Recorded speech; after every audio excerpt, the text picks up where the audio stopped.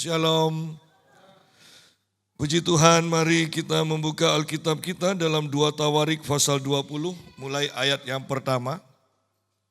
2 Tawarik 20, mulai ayat yang pertama. Kemenangan atas Moab dan Amon. Setelah itu Bani Moab dan Bani Amon bersama orang-orang Meunim datang untuk berperang melawan Yosafat.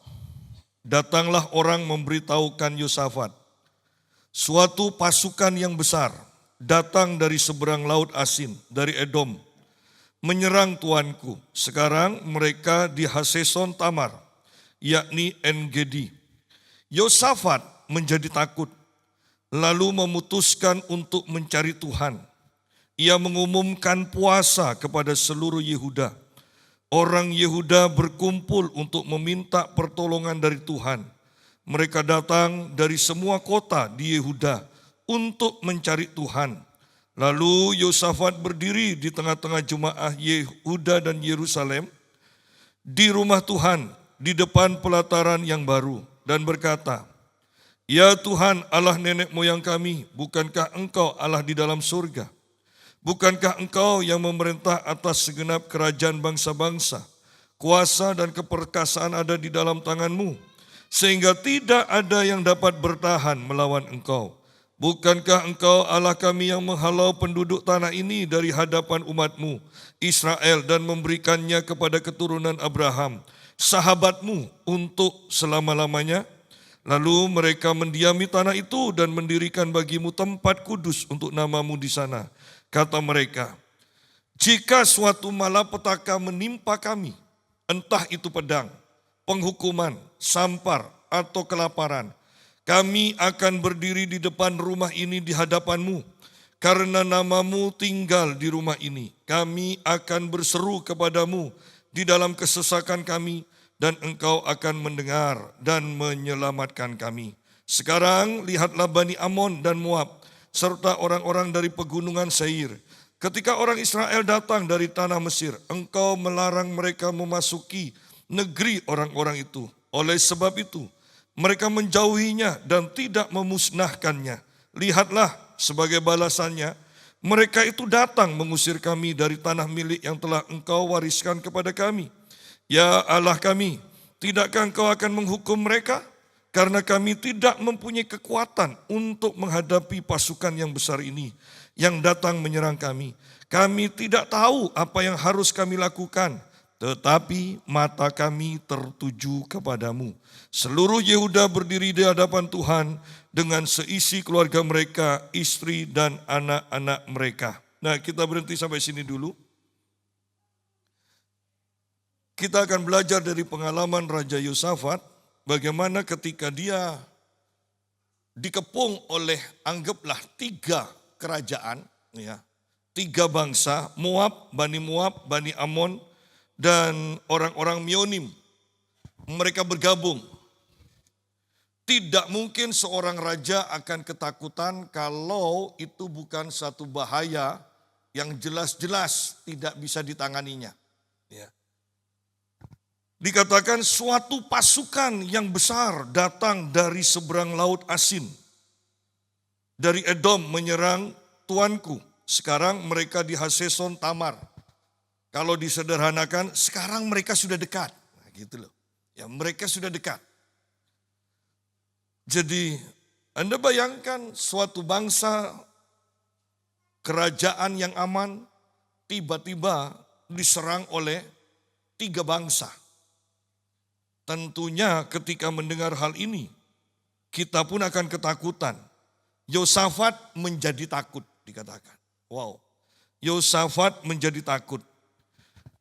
Tetapi setelah Yosafat takut, dia memilih tindakan yang tepat. Ya. Tadi pagi kita sudah belajar dari Raja Asa, bahwa ketika dia diserang oleh Raja Baesa, dia juga mempunyai 2 pilihan.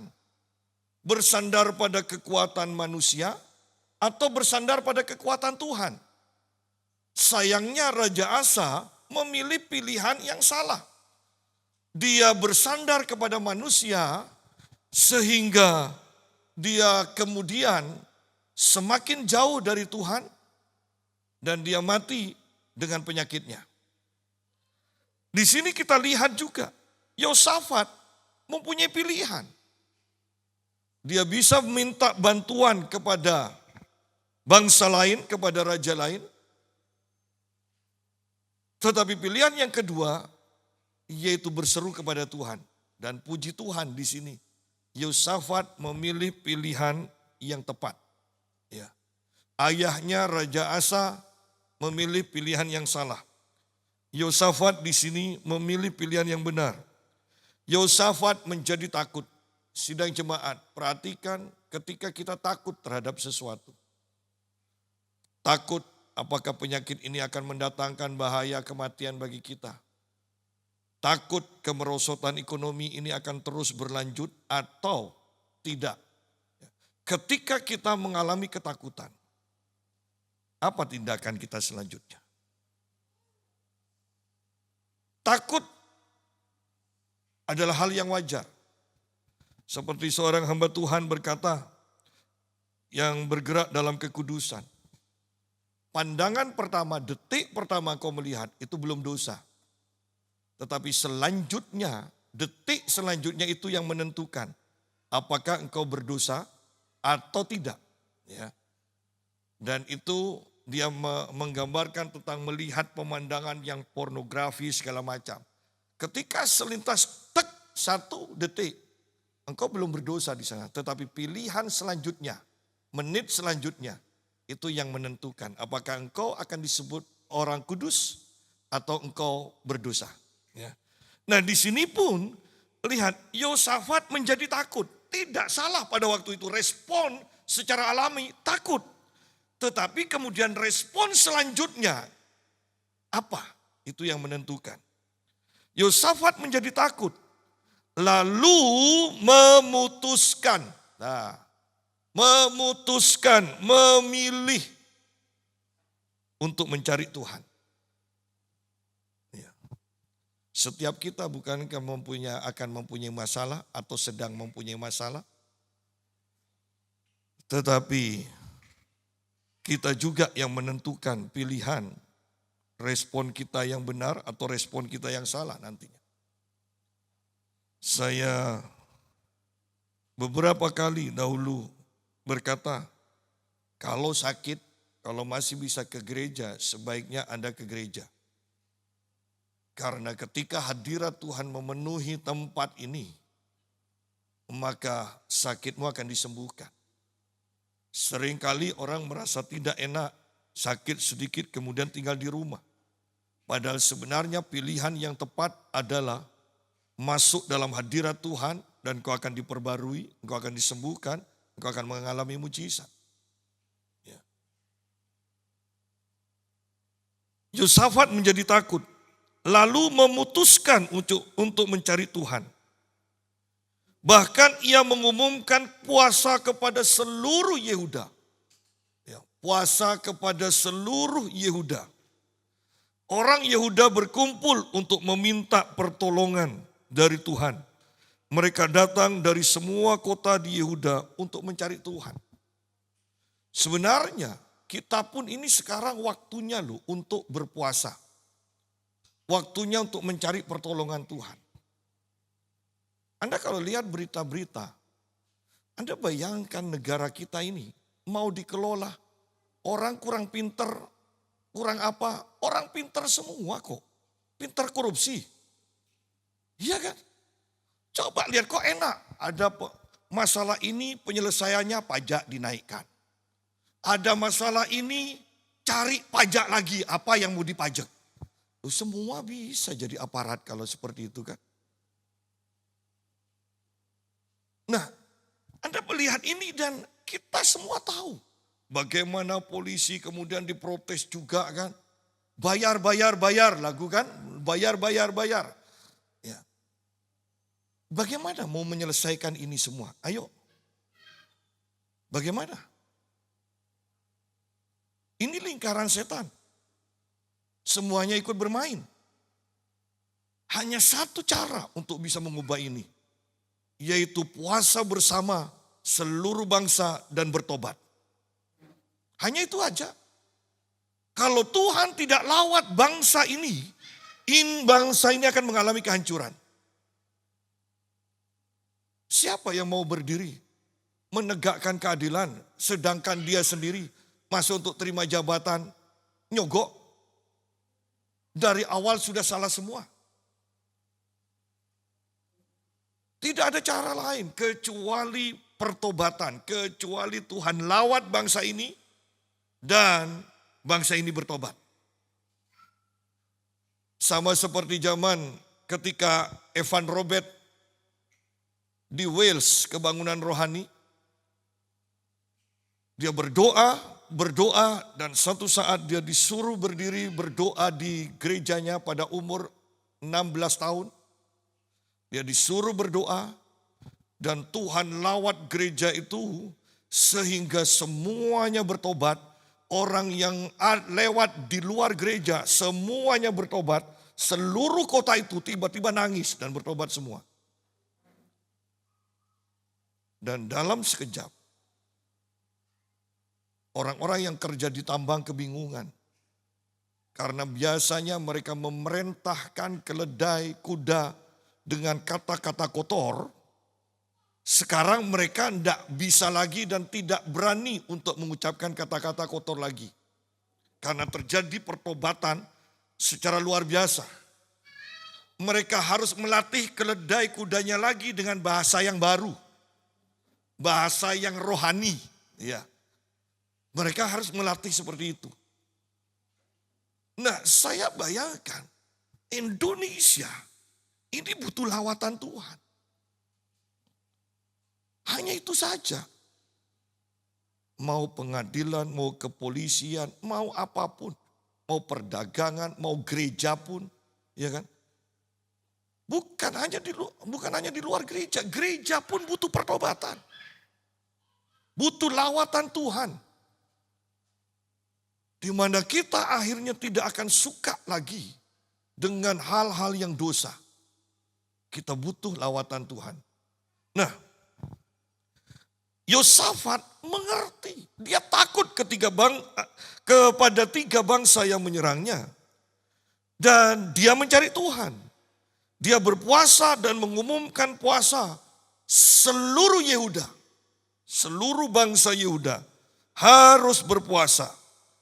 Dikatakan orang Yehuda berkumpul untuk meminta pertolongan dari Tuhan. Mereka datang dari semua kota di Yehuda untuk mencari Tuhan. Bayangkan itu. Mereka kumpul semua di satu tempat.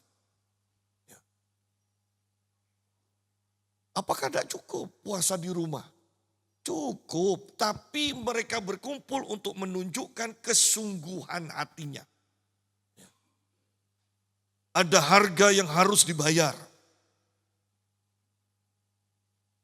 Mereka berkumpul, mereka berpuasa. Saya percaya ini waktunya kita mulai berpuasa.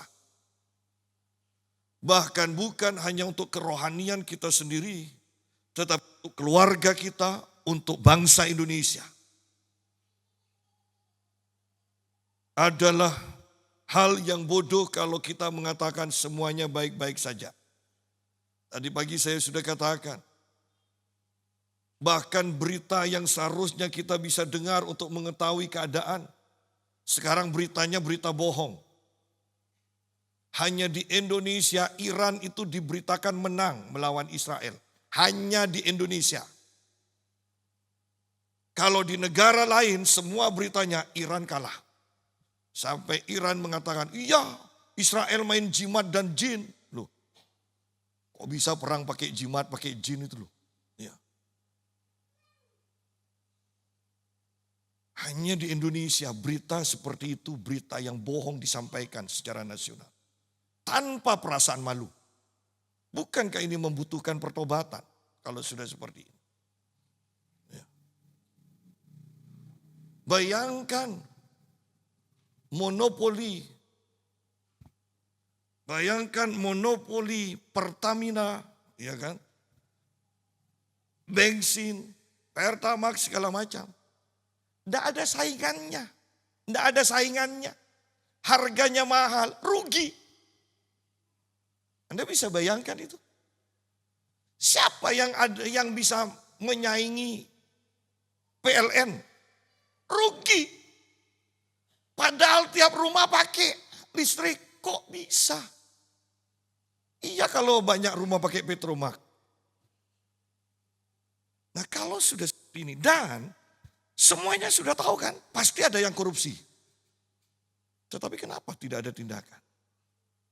Kecuali pertobatan. Kecuali pertobatan. Bagaimana bisa bertobat? Kalau tidak ada lawatan Tuhan. Bagaimana Tuhan akan melawat kalau kita merasa tidak perlu?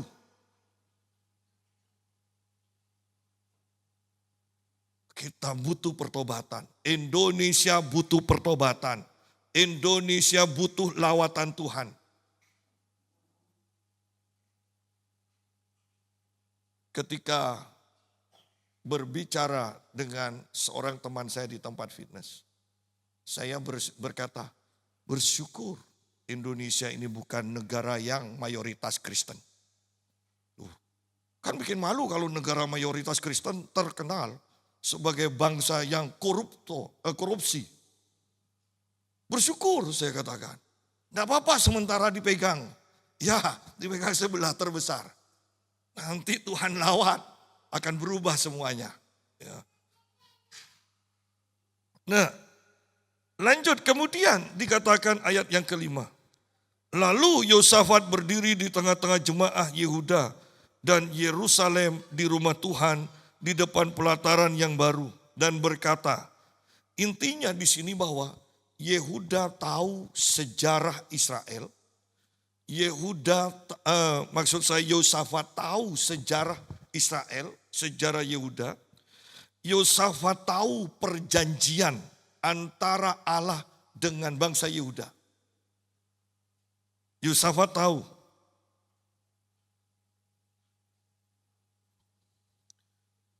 Dan di dalam doanya Yosafat memaparkan semuanya itu.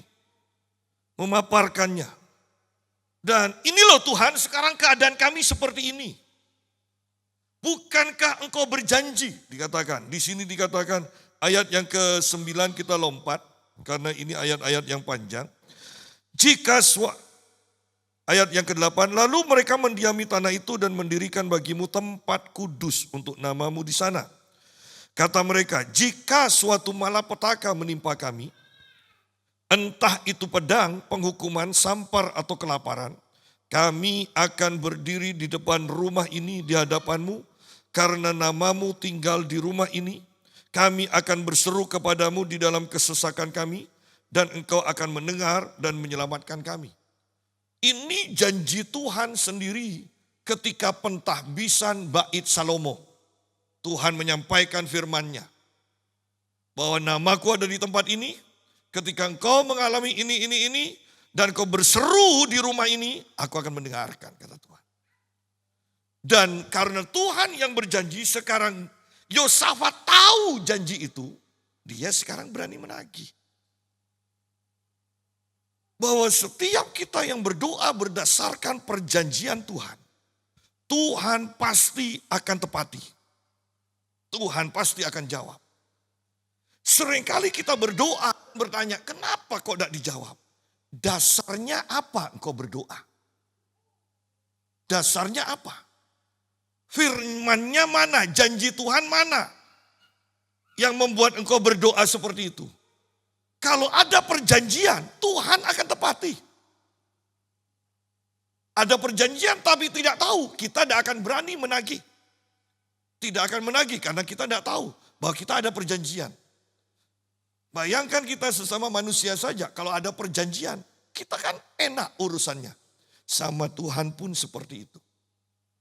Kalau kita tahu perjanjian Tuhan dengan kita, dan kita ada masalah dan kita sampaikan, ini loh Tuhan, kau berjanji ini. Dasar kita meminta ada, yaitu firman Tuhan itu sendiri. Yosafat dalam keadaan ketakutan, dalam keadaan terdesak. Dia datang kepada Tuhan, mengakui kebesaran Tuhan, mengakui karya Tuhan. Dan yang terpenting, ingat Tuhan, kita punya perjanjian. Kita punya perjanjian.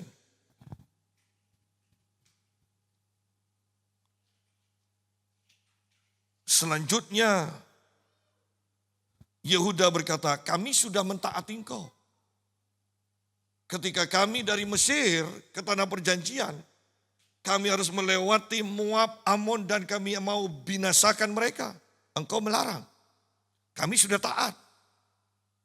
Seandainya kan seakan-akan berkata begini, seandainya dulu Moab dan Amon kami binasakan, tidak ada kejadian seperti ini loh Tuhan. Sekarang engkau yang bertanggung jawab karena dulu tidak dimusnahkan karena engkau yang melarang dan kami taat. Sekarang engkau yang bertanggung jawab. Ayat yang ke-12, ya Allah kami, tidakkah engkau akan menghukum mereka? Sudah diampuni kok ngelama kan gitu. Ya. Tidakkah engkau akan menghukum mereka karena kami tidak mempunyai kekuatan untuk menghadapi pasukan yang besar ini yang datang menyerang kami. Lihat bagaimana Yosafat merendahkan diri. Kami tidak mempunyai kekuatan untuk menghadapi pasukan yang besar ini yang datang menyerang kami.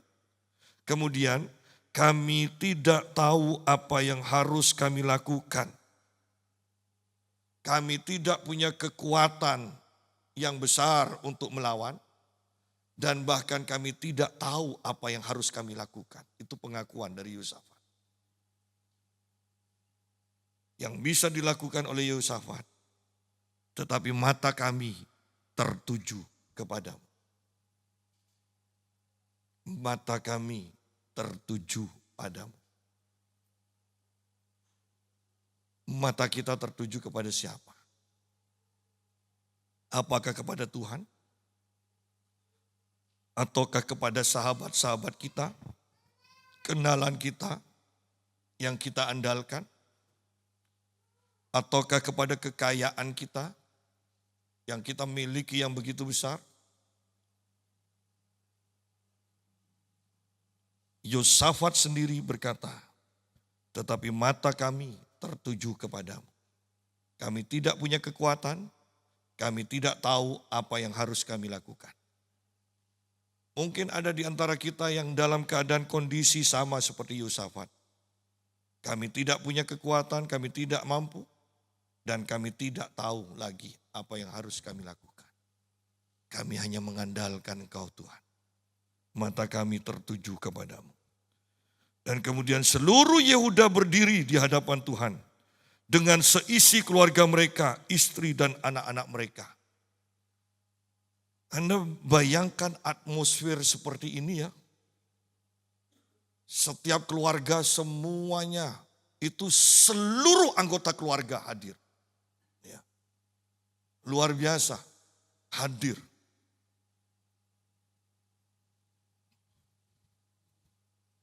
Seluruh Yehuda berdiri di hadapan Tuhan dengan seisi keluarga mereka, istri dan anak-anak mereka.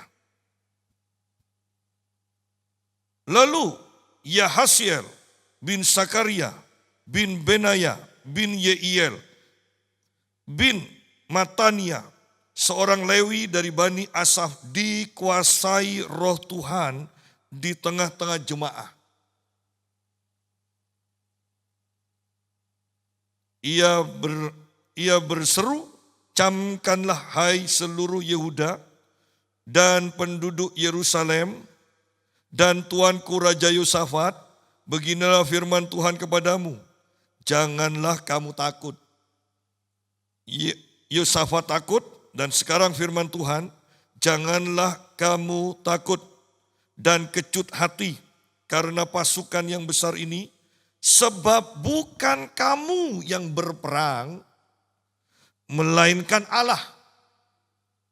Besok turunlah menghadapi mereka. Mereka akan mendaki pendakian Sis dan kamu akan menjumpai mereka di ujung lembah di muka padang gurun Yeruel. Dalam peperangan ini dikatakan di sini, tidak usah kamu bertempur. Wow, ini luar biasa. Berdirilah tetap di tempatmu, berarti menjadi penonton. Dan lihatlah kemenangan dari Tuhan bagimu. Hai Yehuda dan Yerusalem, janganlah kamu takut dan kecut hati. Majulah besok menghadapi mereka, Tuhan akan menyertai kamu. Nah, tugas dari Yosafat dan pasukannya adalah jangan takut. Ya. Kemudian berangkat. Berangkat bukan untuk berperang, berangkat untuk menonton. Ya. Sekarang saya berpikir begini, karena Tuhan berkata jangan takut, ini gampang, berarti ketakutan sudah selesai. Tugas selanjutnya lebih berat. Sudah tahu mau berhadapan dengan musuh, suruh maju tapi kok hanya lihat. Loh ini kan sekarang lebih berat untuk mempercayai Tuhan.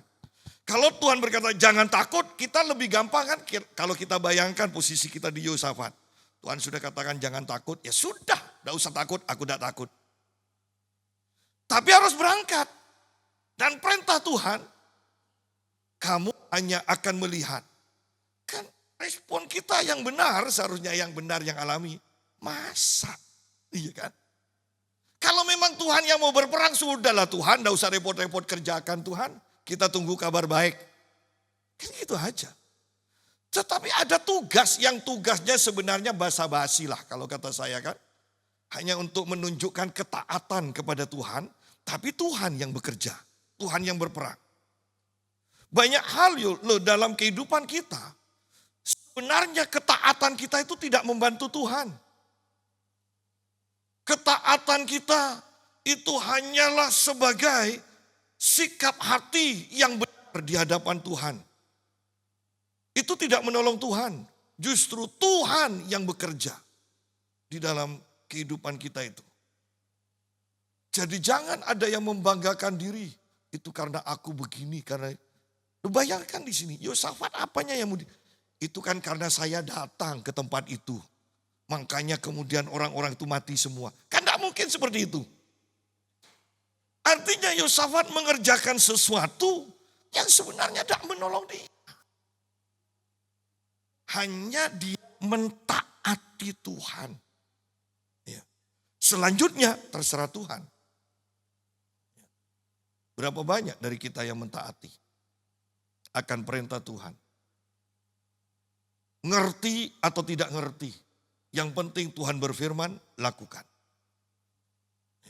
Agak aneh, iya agak aneh. Petrus saja suruh masak hanya uang 2 dinar aja suruh mancing. Kan agak aneh.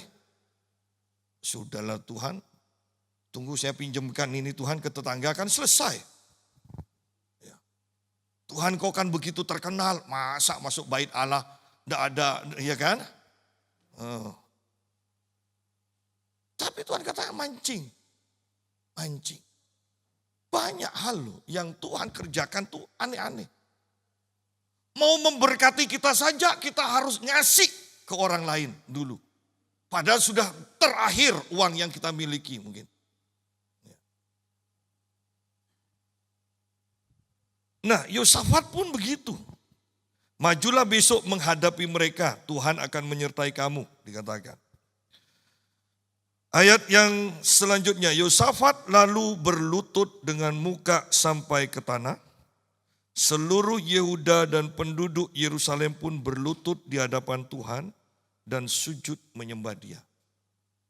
Betapa luar biasanya penyembahan bahkan di tengah-tengah peperangan pun masih tetap diperlukan. Sikap hati yang menyembah. Kemudian orang Lewi dari Bani Kehat dan Bani Korah bangkit berdiri untuk memuji Tuhan Allah Israel dengan suara yang sangat nyaring. Loh, mereka dalam ketakutan loh awalnya. Bayangkan sekarang mereka sudah menyembah dan kemudian mereka memuji Tuhan dengan suara nyaring. Kalau mereka tetap dalam ketakutan, males sudah mau nyanyi. Ya, coba yang sakit gigi nyanyi Anda. Ya. Ini kan sekarang lagi rame-ramenya kan acara hurik itu kan ya. Itu kalau ada orang sakit gigi ya apa itu ya. Ya. Jundar. Semakin keras katanya ini budaya semakin keras. Budayanya orang tuli. Ya. Loh, ini kan kalau Anda perhatikan semakin gila loh. Itu bawa truk sebesar itu kalau tidak bisa masuk rumah pun kan dibongkar. Rumah di pinggir jalan. Jembatan itu dibongkar loh. Jembatan dibongkar. Loh, Anda tidak merasa bahwa bangsa kita butuh lawatan Tuhan?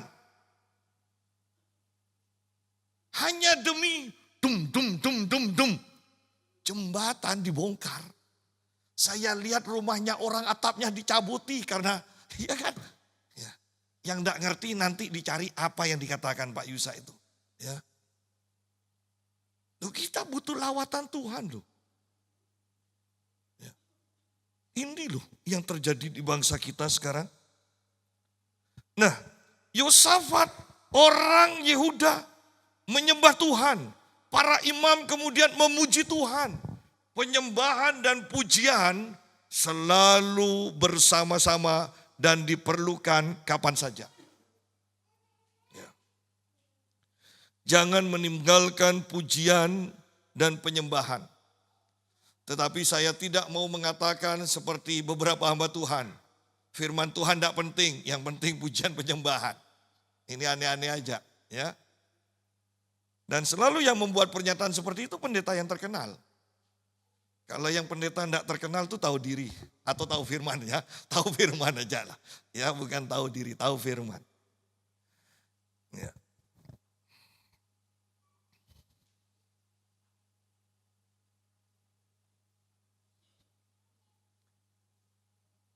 Gereja pun butuh lawatan Tuhan.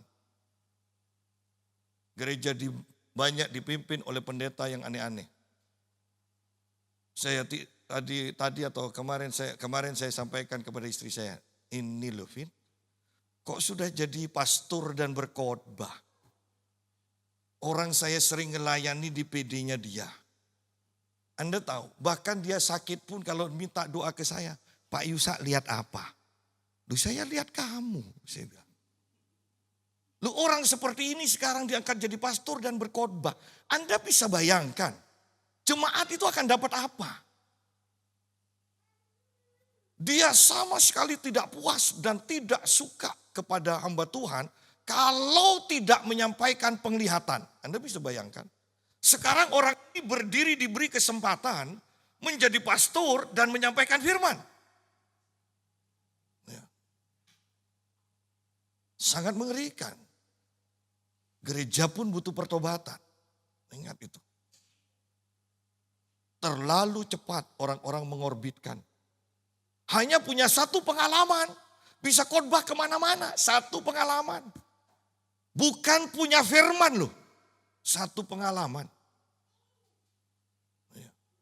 Sangat ngeri.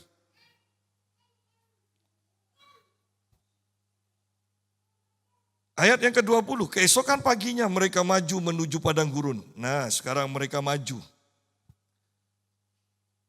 Ketika mereka hendak berangkat, berdirilah Yosafat dan berkata, dengarkanlah aku, hai Yehuda dan penduduk Yerusalem. Berimanlah kepada Tuhan, percayalah kepada Tuhan Allahmu, dan kamu akan tetap teguh aman. Percayalah kepada nabi-nabinya, dan kamu akan berhasil. Lihat bahwa Yosafat percaya sungguh kepada perkataan nabi, yaitu Yahasiel, yang menyampaikan firman Tuhan, menyampaikan nubuatan. Engkau hanya akan melihat Allah yang akan bertempur. Dan Yosafat mengingatkan kembali, kalau engkau percaya kepada Tuhan, engkau akan tetap teguh dan aman. Percaya kepada nabi-nabinya, engkau akan berhasil. Jadi tidak cukup juga kita hanya berkata, aku percaya kepada Tuhan, tapi aku tidak percaya kepada nabinya. Tidak bisa. Tidak bisa. Yosafat mengetahui rumusan yang sangat penting. Percaya kepada Allah, percaya kepada nabi-nabinya. Saya sudah pernah menyampaikan bahwa pelayanan yang mendatangkan terobosan dari 5 jawatan yang sangat jelas mendatangkan terobosan adalah pelayanan rasul dan nabi. Ya, pelayanan rasul dan nabi itu akan membawa terobosan dalam kehidupan kita. Dan Yosafat sendiri mengingatkan, berimanlah kepada Tuhan Allahmu dan kamu akan tetap teguh aman. Ya, karena Tuhan sendiri teguh, maka kita pun akan teguh. Tuhan tidak tergoyahkan, kita pun tidak akan tergoyahkan. Percayalah kepada nabi-nabinya dan kamu akan berhasil. Kamu akan berhasil. Yang saya sayangkan banyak orang tidak bisa mengetahui siapa nabi, siapa rasul. Sehingga banyak orang tidak bisa menghormati nabi dengan benar dan akibatnya banyak hal-hal yang tidak diinginkan terjadi. Banyak kegagalan terjadi. Percayalah kepada nabi-nabinya dan kamu akan berhasil. Ada kata-kata hikmat, ada pesan-pesan Tuhan secara khusus. Ada pewahyuan demi pewahyuan dari Tuhan yang hanya akan disampaikan melalui nabi-nabinya. Dan yang namanya pewahyuan itu pasti akan mendatangkan terobosan dalam kehidupan kita.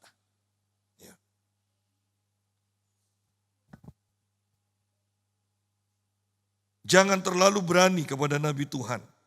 Engkau akan menderita. Engkau akan gagal. Tunduklah kepada nabi-nabinya. Setelah ia berunding dengan rakyat, ia mengangkat orang-orang yang akan menyanyi nyanyian untuk Tuhan dan memuji Tuhan dalam semarak kekudusan pada waktu mereka keluar di hadapan orang-orang bersenjata sambil berkata, bersyukurlah kepada Tuhan. Sesungguhnya untuk selama-lamanya kasih setianya. Nah, kalau ada bangsa tentara paling aneh, yaitu bangsa tentara Yehuda, Israel, umat Tuhan. Mana ada perang pujian yang maju terlebih dulu. Mana ada perang sambil nyanyi. Hanya bangsa Israel, hanya bangsa Yehuda di sini sekarang, umat Allah yang menerapkan rumusan ini. Dan ini pun dibawa dalam perjanjian baru juga. Ketika Rasul Paulus ditangkap, didera, penuh dengan luka, dimasukkan ke penjara, Paulus berdoa dan memuji Tuhan. Dan mujizat terjadi. Dalam keadaan sakit pun Paulus memuji Tuhan. Di sini dikepung oleh 3 bangsa. Ya. Tetap saja Yosafat menyuruh maju terlebih dahulu para penyanyi. Bersyukurlah kepada Tuhan sesungguhnya untuk selama-lamanya kasih setianya. Kalau nyanyi itu yang sungguh-sungguh. Tadi kita sudah lihat mereka dengan suara yang sangat nyaring. Jangan di gereja aja nyanyi, di sebelahnya tidak dengar apa yang kau nyanyikan. Tidak apa-apa fales, tidak apa-apa. Yang tahu suara fales itu hanya orang di sebelahmu. Tetapi malaikat di sebelahmu mengatakan, wow dahsyat sekali. Anda mau penilaian malaikat atau penilaian manusia? Kan gitu. Ya. Itu jangan sampai, Anda bisa bayangkan Pak Paulus, saya percaya dia bukan pemain musik atau apa. Dia nyanyi sambil, aduh, kan pasti ada, ya nadanya kan ada drumnya, aduh, nyanyi lagi, aduh, ya kan. Ada ketukannya kan. Tetapi itu pun membuat Allah bergoyang-goyang, kakinya goyang-goyang. Sehingga penjara itu pun goyang sepenuhnya. Anda bayangkan Tuhan mendengar Paulus menyanyi dan kakinya goyang-goyang. Karena pujiannya indah kata Tuhan. Yang terjadi adalah kaki Tuhan juga ada di muka bumi. Sehingga penjaranya pun goyang. Ya kan?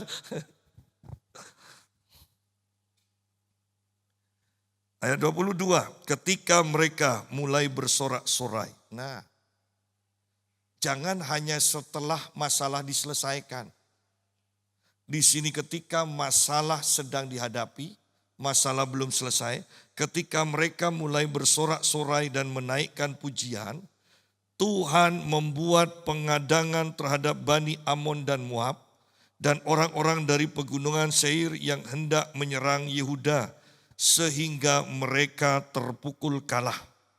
Mereka terpukul kalah. Lalu Bani Amon dan Moab bangkit melawan penduduk pegunungan Seir untuk menumpas dan memunahkan mereka. Sesudah mereka membinasakan penduduk Seir, mereka saling membantu untuk bunuh-membunuh. Lihat di sini, ketika orang Yehuda tiba di tempat pemantauan di padang gurun, ya, pemantauan dipantau melihat, mereka mengarahkan pandang ke tempat pasukan itu, tampaklah mayat-mayat bergelimpangan di tanah, tidak ada yang terluput. Anda bisa bayangkan ini. Ini perang yang bagaimana? Ini perang pakai jimat dan jin apa? Ya kan kalau istilahnya sekarang kan seperti itu. Ya. Lihat di sini betapa luar biasanya. 3 bangsa datang bersama-sama, kemudian 2 bangsa membunuh 1 bangsa, kemudian mereka yang 2 bangsa ini saling bunuh juga. Tidak tahu apa yang dipersoalkan kan. Tetapi inilah cara kerja Tuhan.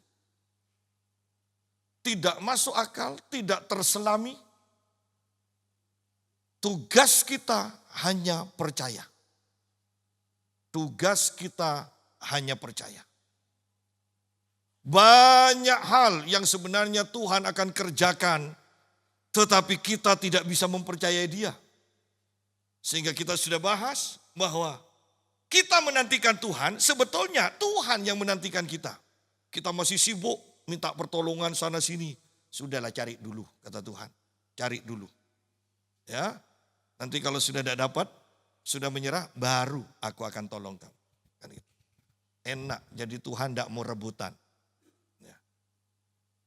Tetapi di sini Anda lihat ini mujizat. 3 bangsa sedang menuju ke arah yang sama, sedang mau berperang, perang sendiri. Dan tidak ada satupun yang hidup, mereka mati semua. Dan firman Tuhan digenapi. Engkau akan melihat aku yang bertempur. Engkau melihat aku yang bertempur. Sidang jemaat. Berapa banyak dari kita pernah melihat pertolongan Tuhan. Di mana kita tidak melakukan apa-apa, masalah itu selesai dengan sendirinya. Pak Yusa, tidak mungkin, sudahlah bandingkan dengan cerita ini. Ini lebih tidak mungkin, tetapi toh itu terjadi. Ya. Kalau Tuhan sudah berfirman, Dia sanggup untuk menepatinya. Dan Dia pasti akan menepatinya ketika kita percaya. Kalau bangsa Israel tidak pergi berperang untuk menonton, ini tidak akan terjadi ini. 3 bangsa saling bunuh ini. Tugas bangsa Israel untuk menonton, untuk mengagumi karya Tuhan, untuk mempercayai bahwa Tuhan beserta dan menepati janjinya. Sama kok tugas kita di sini, untuk menonton Tuhan bekerja. Untuk menonton Tuhan bekerja.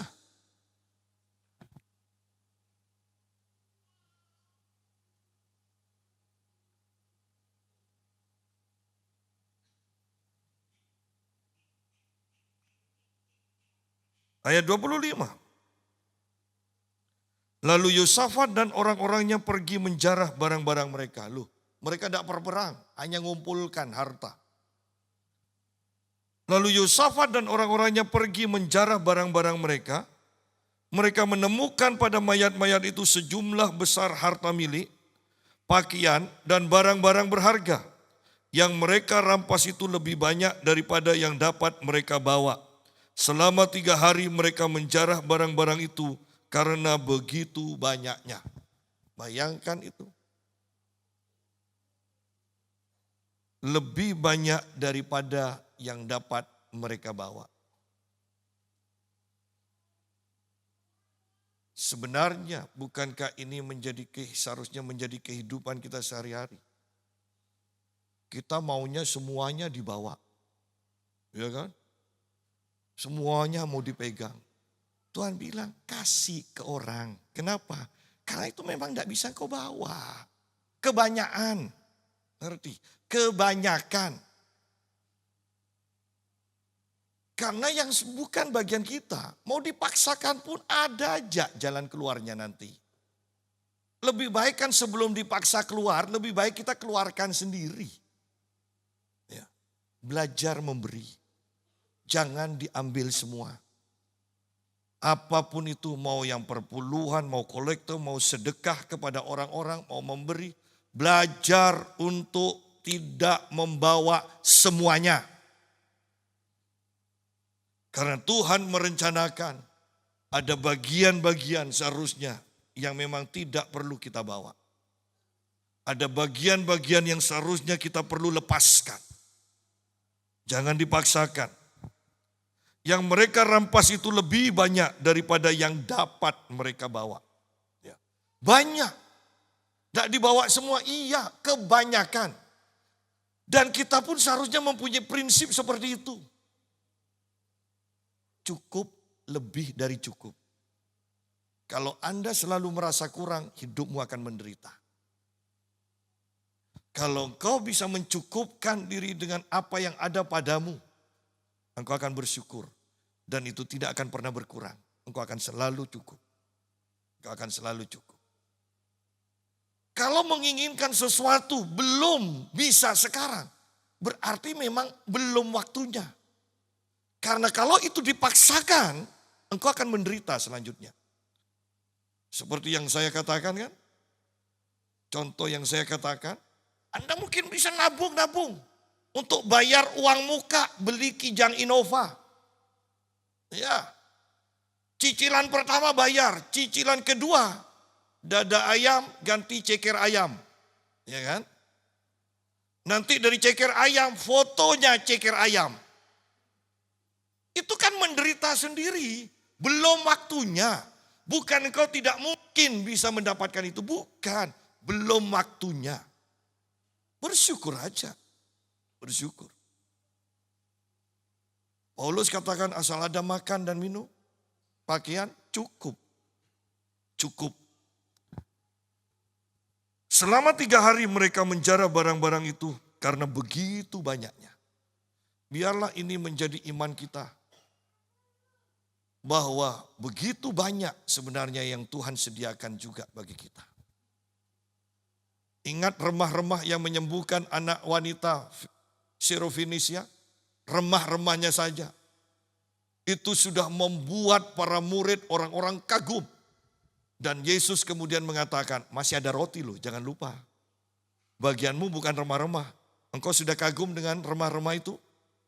Oh, bagianmu bukan itu, bagianmu roti. Masih ada yang Tuhan sediakan bagi kita. Tidak perlu takut. Tidak perlu takut. Belajar percaya pada Tuhan. Ketahuilah perjanjian Tuhan dengan kita. Dan minta sesuai dengan perjanjian itu. Maka Tuhan setia pasti akan menggenapi. Ya.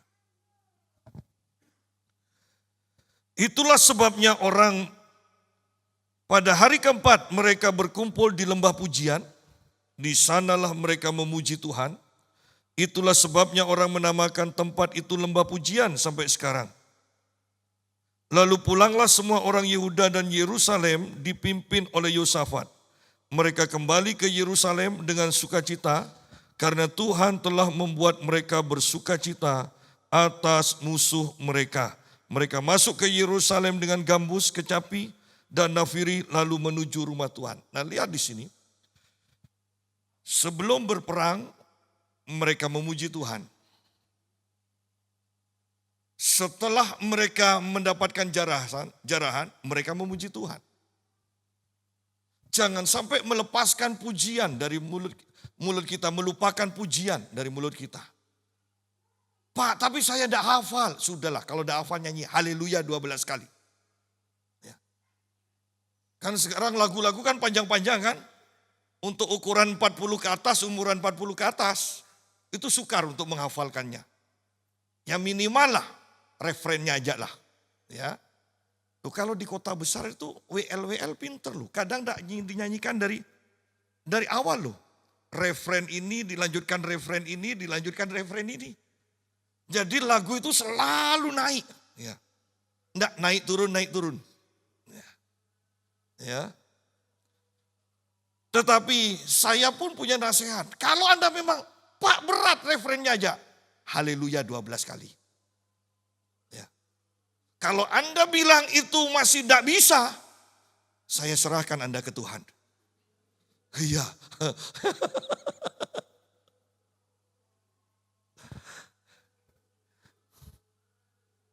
Dan ketika mereka pulang sambil memuji Tuhan, luar biasanya lagi. Lihat di sini, mereka masuk ke Yerusalem dengan gambus, kecapi, dan nafiri, lalu menuju rumah Tuhan. Loh, kalau kita sudah punya banyak uang, mau rekreasi kemana ya? Kita punya kekuatan baru, Tunjungan Plaza 1, 2, 3, 4, 5, 6, selesai itu sudah. Ya. Tetapi umat Tuhan di sini tidak. Mereka pulang sambil memuji Tuhan. Arah yang dituju adalah rumah Tuhan. Bukan rumahnya sendiri loh. Bahkan bukan. Langsung ke rumah Tuhan. Yang saya mau katakan. Bisakah kita bersyukur dengan benar setelah Tuhan menolong kita? Bisakah kita tetap fokus kepada Tuhan setelah Tuhan menolong kita? Umat Allah ini mereka pulang dengan memuji Tuhan, tetapi yang dituju adalah rumah Tuhan. Mereka menuju ke rumah Tuhan. Itu sangat luar biasa. Padahal kita menemukan banyak orang ketika sudah senang sedikit, waktu untuk Tuhan mulai dikurangi. Dulu mungkin bisa dimaklumi, tapi saya katakan, jangan mengurangi waktu dengan Tuhan mulai sekarang. Kau harus menambahkan waktu. Karena ini waktu-waktu yang jahat. Anda boleh tanya kepada istri saya kalau malam tidur jam berapa? Atau apakah saya lebih banyak tidur atau lebih banyak doa kalau malam? Dari jam 10, dari jam 11 sampai jam 7. Kalau itu dibagi 2. Saya lebih banyak doanya daripada tidurnya. Saya bahkan katakan pada istri saya, sebetulnya saya tidak ingin doa. Tuhan bangunkan saya. Saya tidak tahu apa yang akan terjadi ke depan, tetapi saya yakin ini adalah persiapan yang Tuhan berikan kepada saya untuk menghadapi masa depan, apa yang akan terjadi ke depannya. Dan kalau itu lawatan Tuhan, puji Tuhan. Tetapi yang saya mau tekankan, seandainya itu bencana demi bencana pun, Tuhan sudah persiapkan. Oleh karena itu saya katakan, Anda sekarang ini bahkan harus mengurangi waktu makan, waktu tidur. Anda harus menambah waktu-waktu doa. Itu sebenarnya yang terjadi. Yang harus Anda kerjakan sekarang. Mari berjalan bersama Tuhan. Dan lihat bagaimana Tuhan bekerja. Berjalan bersama Tuhan. Dan hidupmu akan dipakai oleh Tuhan dengan luar biasa.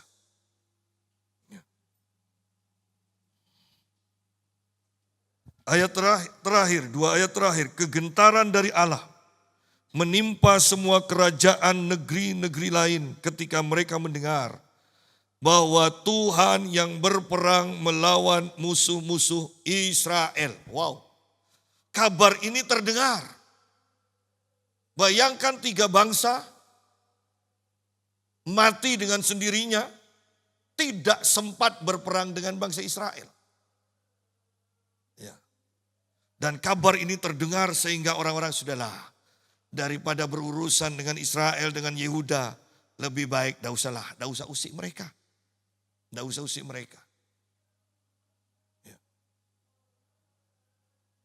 Loh, saya bahkan takut loh untuk Indonesia ini.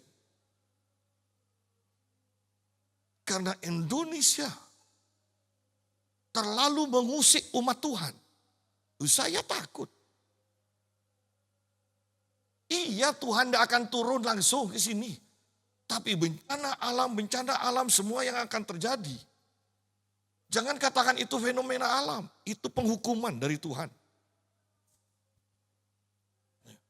Oleh karena itu, alangkah baiknya kalau sebelum itu terjadi, kita berdoa, kita berpuasa, kita minta lawatan Tuhan supaya Indonesia bertobat, penghukuman dari Tuhan ditahan atau ditunda atau dibatalkan.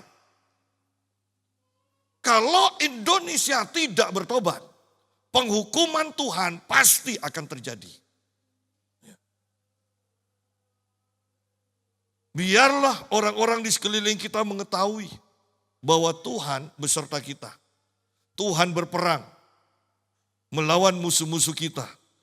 Kerajaan Yosafat pun aman karena Allahnya mengaruniakan ketentraman kepadanya di segala penjuru.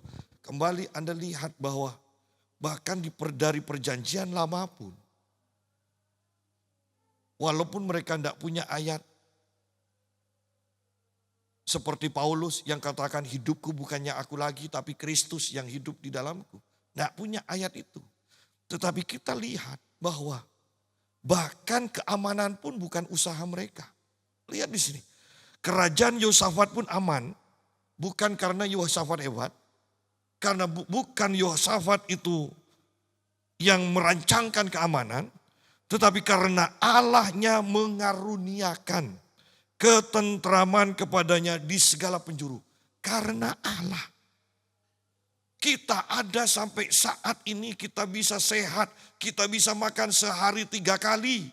Itu karena Tuhan yang memberi. Bukan karena kita hebat. Ya. Lo bisa makan sehari 3 kali. Itu puji Tuhan lo. Berapa banyak ibu-ibu yang walaupun sehat tidak bisa makan 3 kali. Atau takut makan 3 kali. Ya kan? Lo bisa makan 3 kali dan tetap sehat. Tidak takut. Kalau bukan Tuhan. Pokok dalam nama Tuhan Yesus, lahap, selesai. Ya kan? Lo banyak orang. Bahkan untuk masuk ke restoran yang agak mahal. Tidak, ada jinnya. Takut. Kalau kita kan, enaknya bukan melihat seperti itu. Oh, yang punya teman-teman saya yang suka melihat itu. Enggak enak loh hidupnya. Masuk restoran. Apa banyak setannya. Enggak. Kalau kita kan enggak. Pokok sudah tersedia. Tutup mata sebentar. Makan lebih sebentar lagi. Ya kan? Itu kalau bukan Tuhan yang mengaruniakan. Enggak bisa juga. Jadi lihat di sini. Saya suka ayat ini. Kerajaan Yosafat pun aman karena Allah yang mengaruniakan ketentramannya kepadanya di segala penjuru. Rumah tangga kita aman, itu karena Tuhan. Pekerjaan kita aman, itu karena Tuhan. Kita bisa sehat sampai sekarang, itu karena Tuhan. Oleh karena itu, tidak ada alasan untuk tidak memuji Tuhan. Puji Tuhan setiap waktu, setiap saat. Dan kita akan melihat lagi perbuatan-perbuatan Tuhan yang lebih lagi. Puji Tuhan lagi, Tuhan akan melakukan yang lebih lagi. Percayalah kepada Tuhan, engkau akan tetap teguh.